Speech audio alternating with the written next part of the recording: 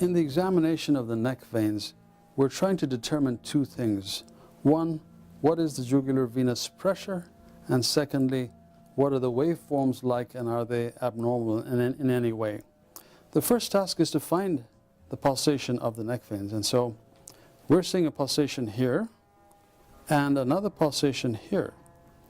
And the question is that venous? To call something venous, we have to apply a few criteria. If it's a venous wave, it'll have a bifid flicking quality. It will definitely change with the respiration. So as he breathes in, you see it sink down. As he breathes out, you see it sort of rise up in the neck again.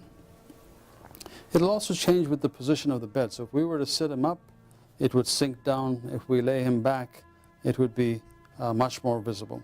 So applying all those criteria, and also the fact that it's not palpable, venous pulses are not palpable, whereas arterial pulses are, we conclude that this is a venous wave.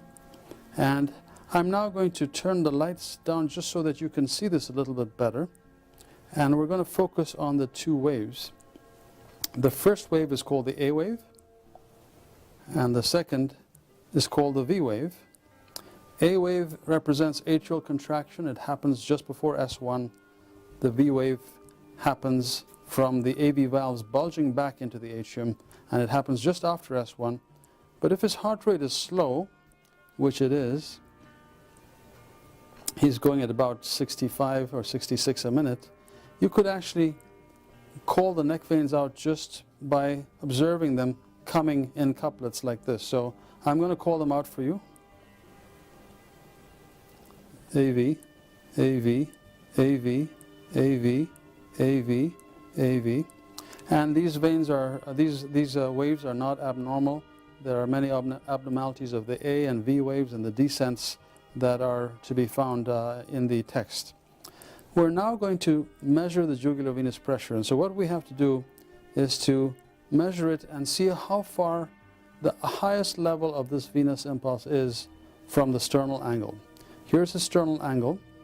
I'm going to draw a horizontal line from the highest point of the venous impulse. And then my task is to measure the distance between this horizontal line and the sternal angle.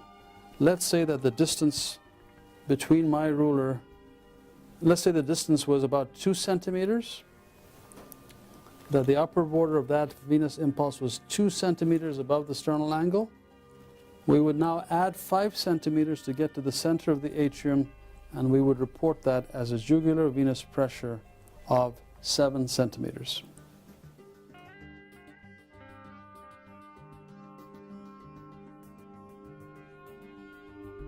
The preceding program is copyrighted by the Board of Trustees of the Leland Stanford Junior University. Please visit us at med.stanford.edu.